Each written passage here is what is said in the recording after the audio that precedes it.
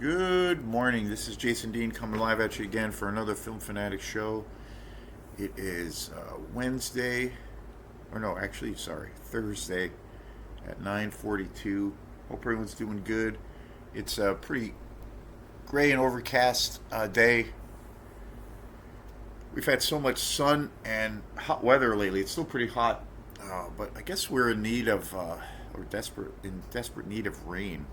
Apparently, this summer this summer season started off with so much rain, and now it's transitioned to like tons of heat and sun, but lack of rain. So, but anyway, it's been a beautiful summer weather-wise. It's been pretty hot, super hot for Maine standards.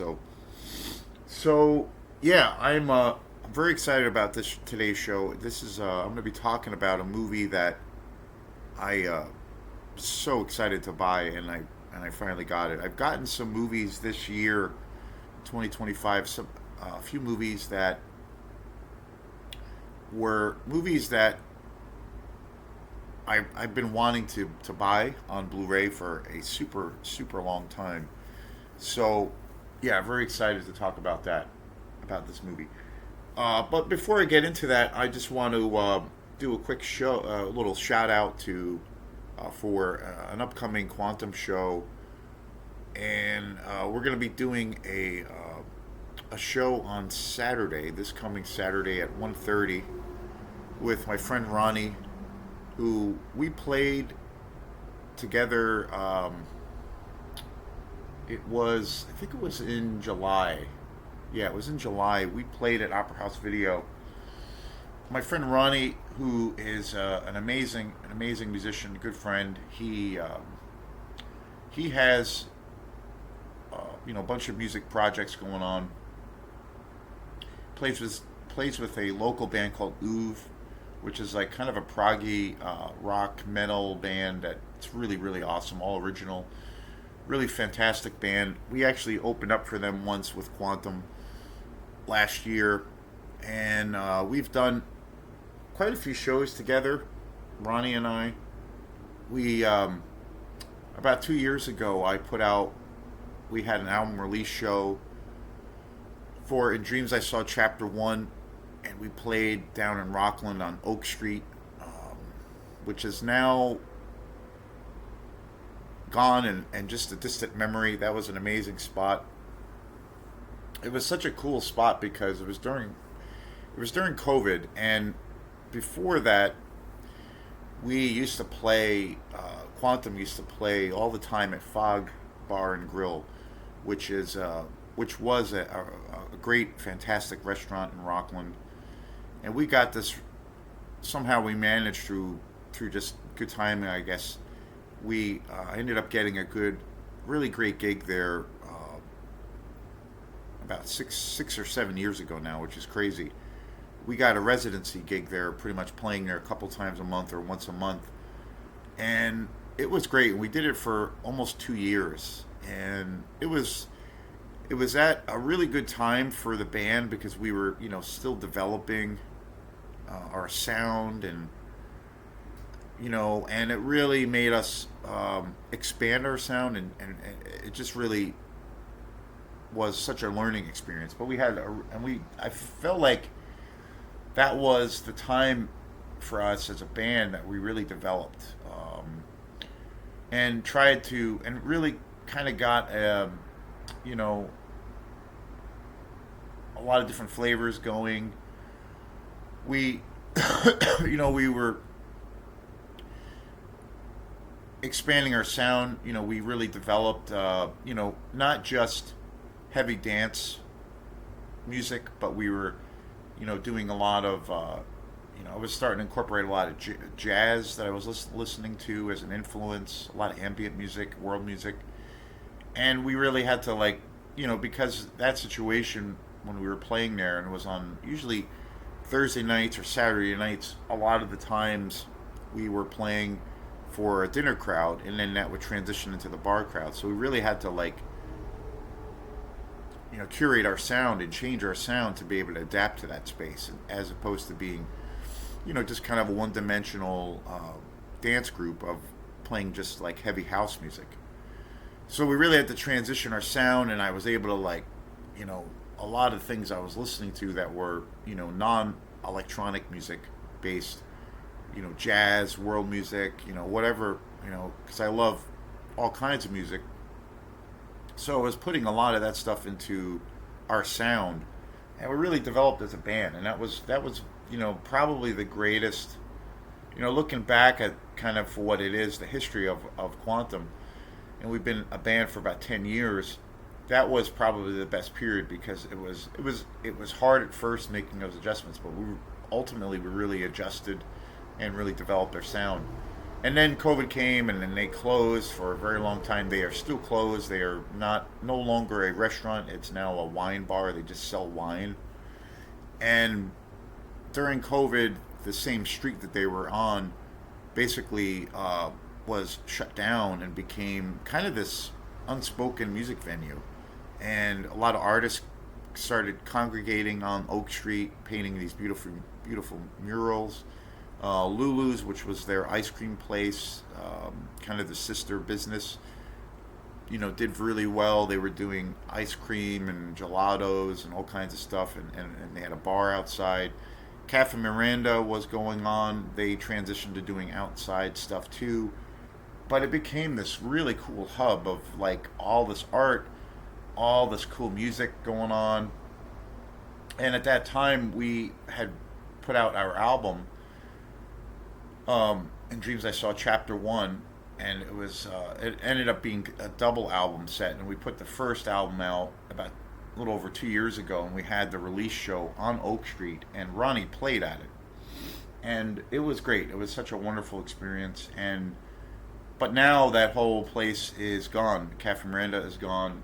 Fog does not exist anymore, and Lulu's is, they're open, but they have very strange hours.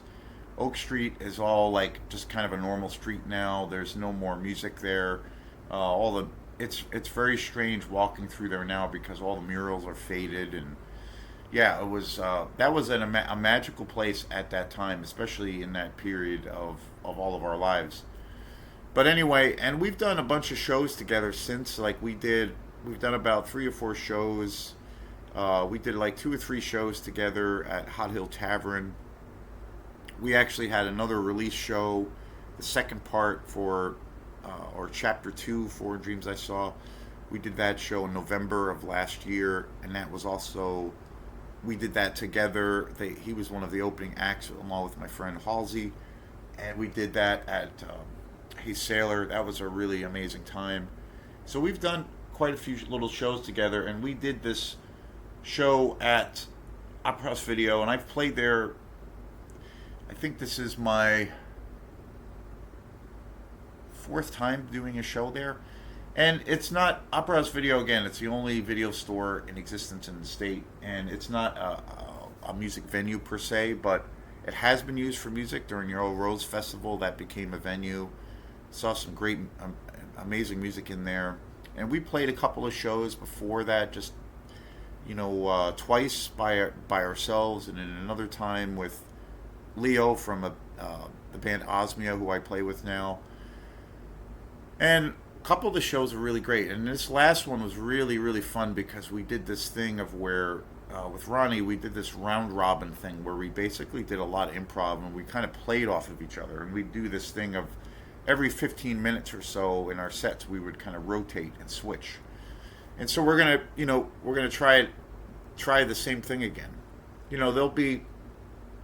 It's a combination. I mean, when we did this show last time at Opera House Video, there was a lot of improv, a lot of improv going on, and I did do some, Quantum songs per se, but most of it was kind of improv and kind of off the cuff, and none of it's really planned, and we're just kind of playing off of each other's vibe, and we did that for about 2 hours when we did the last show, and it was really fun and got into some interesting spaces. It was really challenging too because had to really think differently as far as just playing music.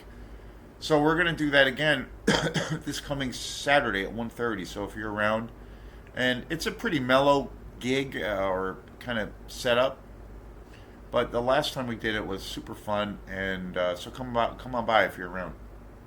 So anyway, getting back to the main objective of today's show, I went to Bull Moose this past Sunday, and I went to the Waterville Bull Moose, and I have to say, and I mentioned it in a previous video that I had gone there, and I was floored by their selection. I mean, just insane.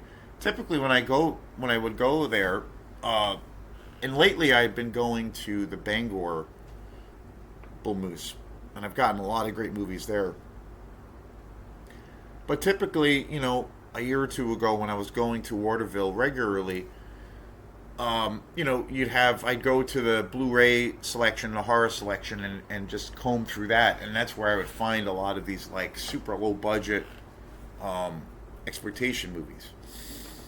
But I've noticed this big shift with this kind of new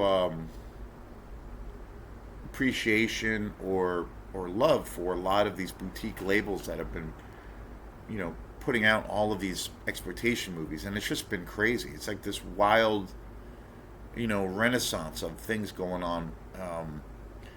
Because you have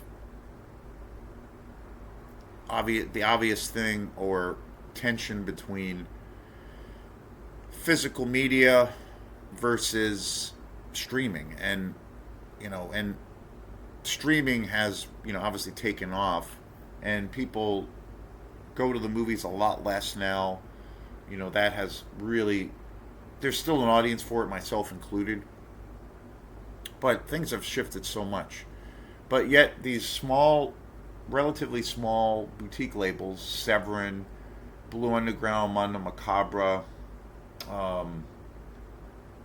Synapse, have been doing just crazy work as far as putting out all of these like super low budget movies, and it's really grown in its own weird way. And when I went to Bull Moose in Waterville, not only now these labels had their own sections, like labeled as like you could go to one aisle and it would be just Vinegar Syndrome or Severin or Synapse, and each certain aisles were actually labeled that, and then they would have their entire, or close to all of their entire catalog there on Blu-ray or 4K.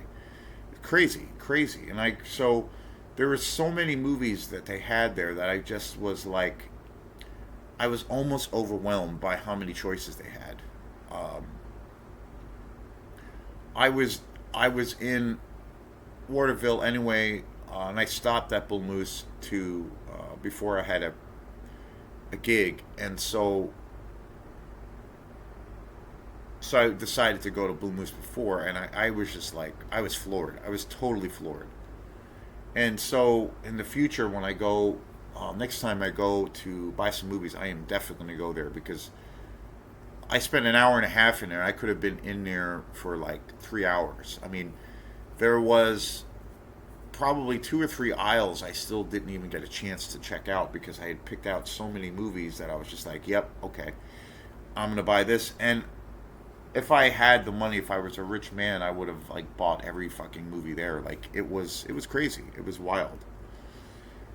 So yeah, if you're a collector of movies, and again, it's really interesting and strange on how, maybe not strange, but it's really interesting how each Bull Moose is very different from each other. You have the Bull Moose in Bangor, there's a Bull Moose in Waterville, there's a Bull Moose in Brunswick, Maine. There's a Bull Moose in Lewiston, Maine, which I discovered last year.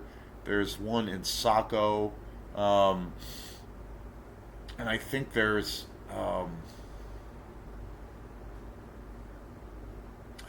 one more, but it might be down in New Hampshire.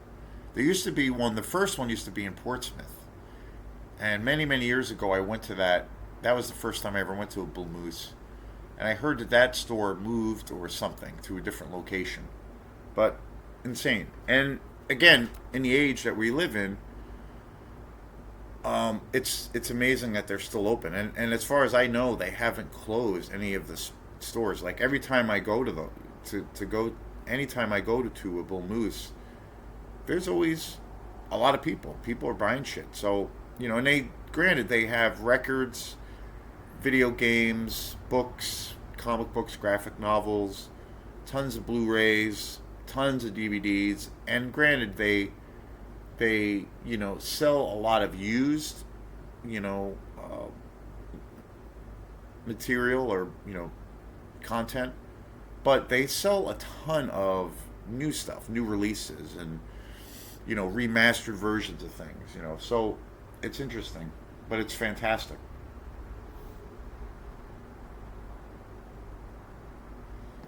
So I mentioned a few minutes ago one of my most prized films that I got that I've been wanting to get forever, and I finally got just an amazing edition of it is Jaws. I got the Jaws 50th anniversary this a few weeks ago. I went to the movies with some friends in Augusta, and I went to Barnes and Noble, and they had an amazing selection of movies, but everything was marked way down, 30%, 20%.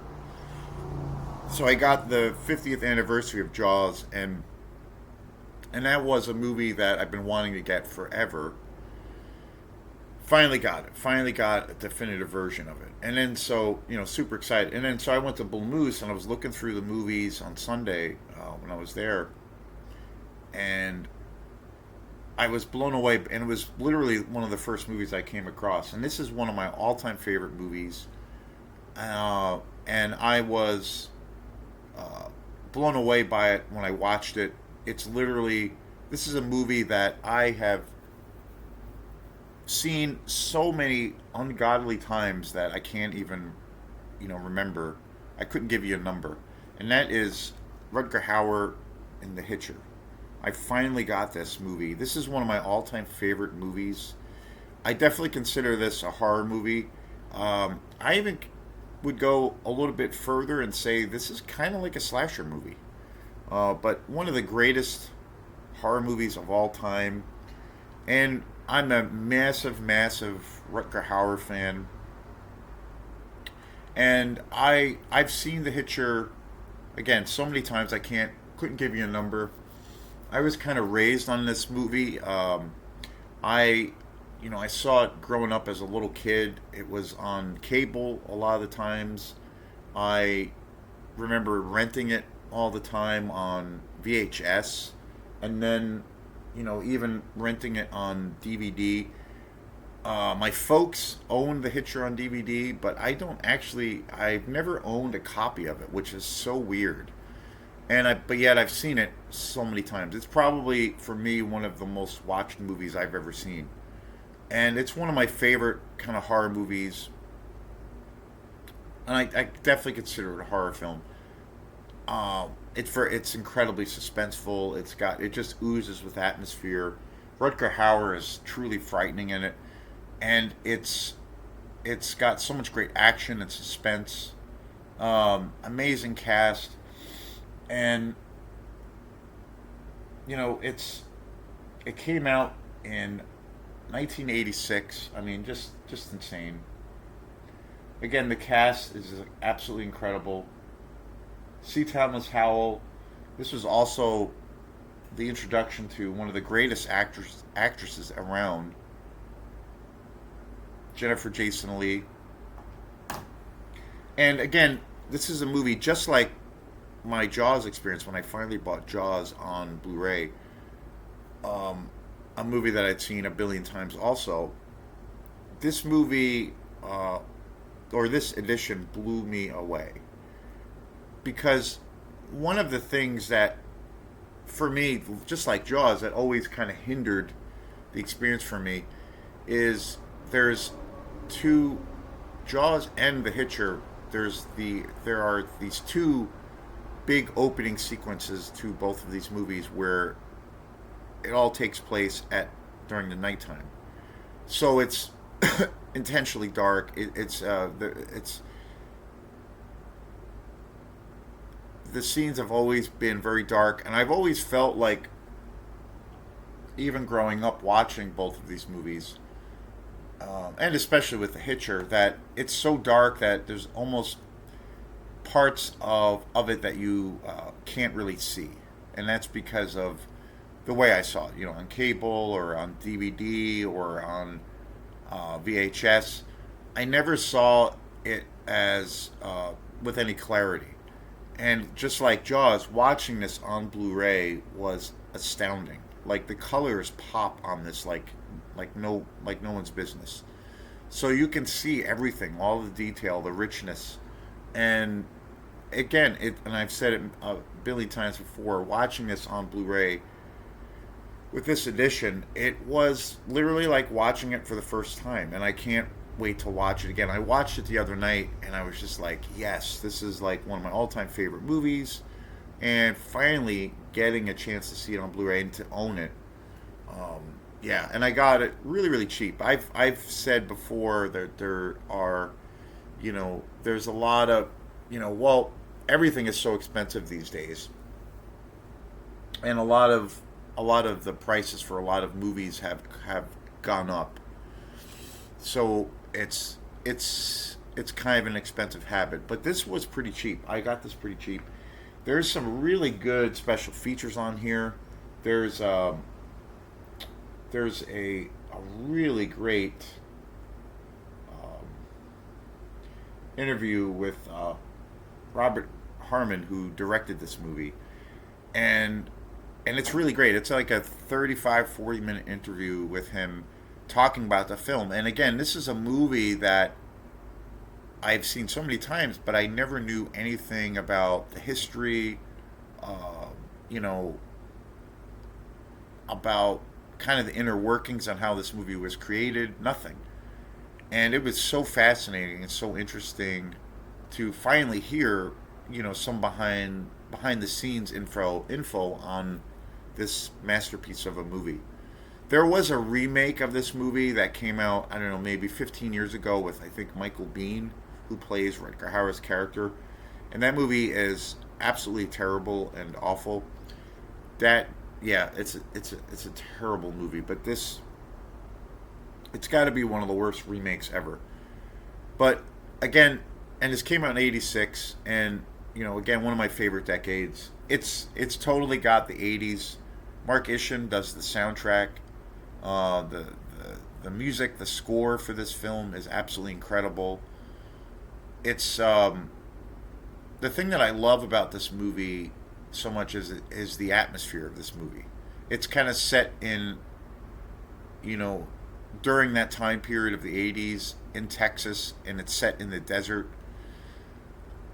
And the cinematography for this movie, especially with this Blu-ray edition, is jaw-dropping. It's one of the best looking and one of the most beautifully shot movies I think I've ever seen too.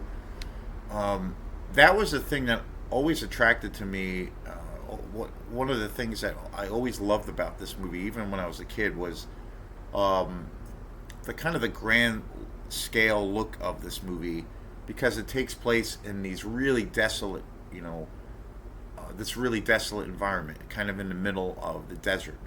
And you get this, there's all of these scenes of where these characters are by themselves, and you have this, kind of awe-inspiring backdrop of the mountains and this barren desert. And you get a sense of the heat. And so the cinematography is absolutely amazing. And this movie, again, one of the things that I love so much about movies is the atmosphere that a movie can create. And if you're, you know, for me, it like pulls me into the movie. I feel like, and it happens even in cases of where, say, I'm not really into the movie, but if it pulls me into the movie and I'm like, okay, it's got some really rich atmosphere that it almost feels like you can taste it. Um,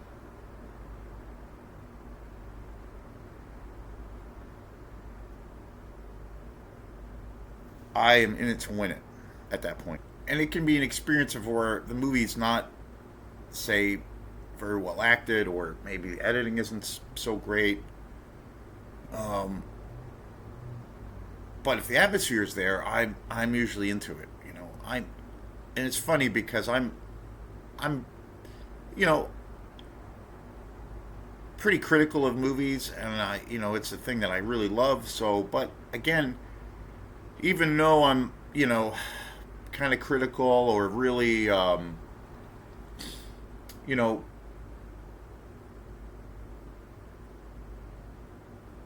really aware of like things that I love about a movie, like say things that I feel make a movie work, or things that I feel um, cause the film to go off the rails. When I think about that, and I watch movies all the time, it really doesn't. I'm not really asking much from a movie. It doesn't take much for me to enjoy a movie. There's plenty of movies that, again, especially when it comes to the exploitation world, that from a technical standpoint, it's not very good. The acting might be kind of shitty, or the script is like really shoddy. But if it's got this like atmosphere to where you can kind of taste it, then a lot of times I'm going to be into that movie.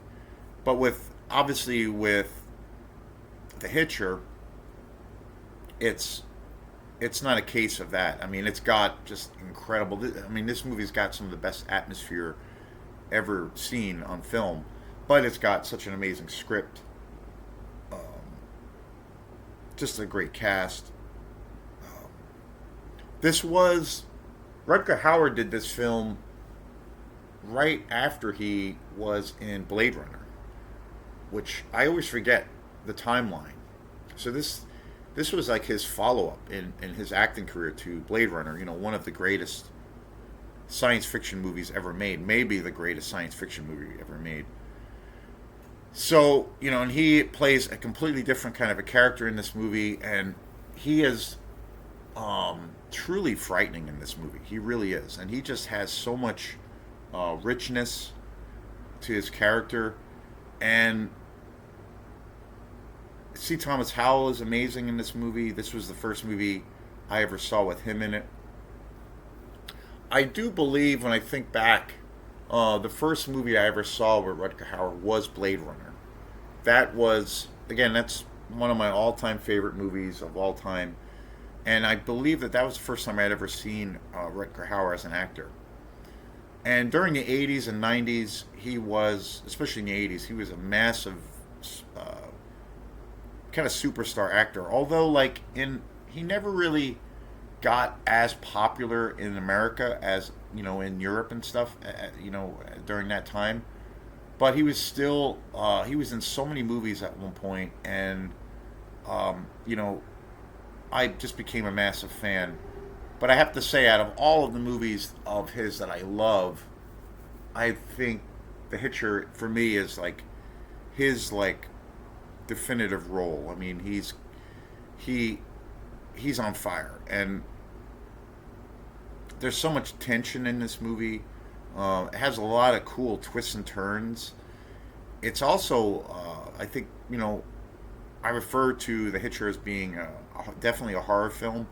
And I think, it might be a little bit of a stretch, but I think it's got some of those characteristics to it. And maybe to a degree some of those classic tropes. But I almost feel like this movie is kind of a slasher movie.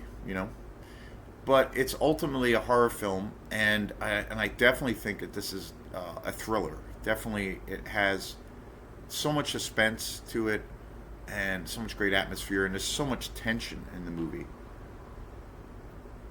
And yeah, it's so again, why as many times as I've seen this movie, finally getting this on Blu-ray and watching it, it was like watching it for the first time. Just like how I said, my experience was after buying the 50th anniversary of Jaws.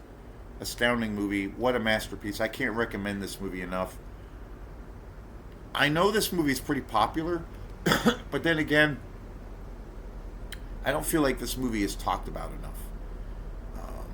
Because, it's Rutger Hauer, especially in the horror world, and, people who just love actors. Rutger Hauer is, a well-regarded actor, and his legacy. He passed away, unfortunately, fairly recently. Um, but I feel like this movie, and Rutger Hauer too. I think this movie is not talked about enough, and I feel like Rutger Hauer isn't given the quite the accolades that he needed or that he needs as an actor. I mean, his legacy of films and his ability, and especially with this movie, because yeah, this is one of the greatest movies ever. Definitely on the top of my list of like top 10, top 20 kind of horror films of all time. Um, yeah, just amazing. So super excited that I finally picked this up. This is one of my favorite now prized possessions that I actually own, and now I can just watch it whenever I want to. So thanks again, and we will see you next time. Peace.